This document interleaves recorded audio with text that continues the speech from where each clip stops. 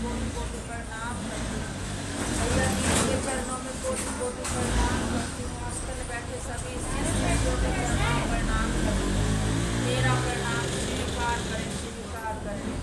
भैया ने हमें 3 सूत्र दिए हैं। 3 सूत्रों का पालन हमें कैसे करना है? पहले सूत्र में हमें दया मांगनी है, दूसरे सूत्र में हमें चर्चा करनी है, तीसरे सूत्र में 108 बार नमन करना है, नमः शिवाय।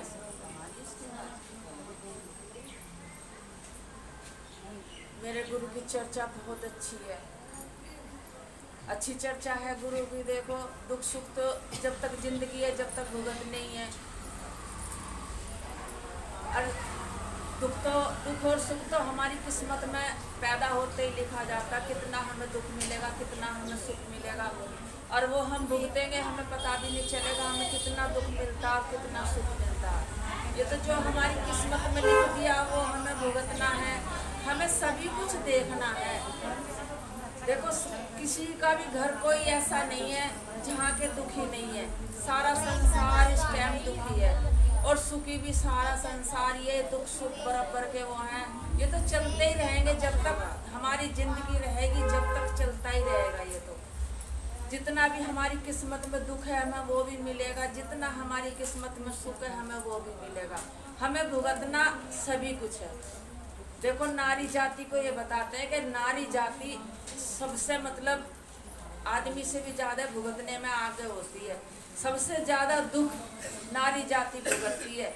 आदमी का भी दुख, बच्चों का भी दुख, घर का भी दुख, सबको समेट के अपनी झोली में रखती है वो, और फिर भी वो खुश रहती है। क्यों?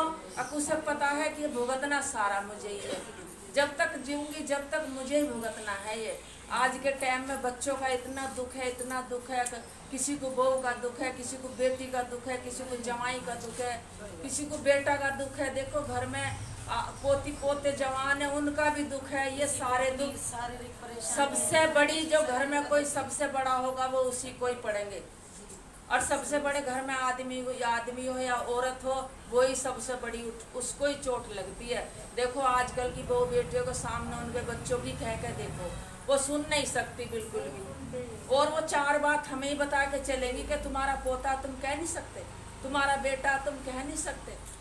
इसलिए बस चुप रहने में ही फायदा है, जितना भी रहो शांत रहो। इस बाबा के चरणों में हमें जो बाबा के चरणों में इतना अच्छा मौका मिला है, अब हम सारी बात सुन के और हम खुश रहे।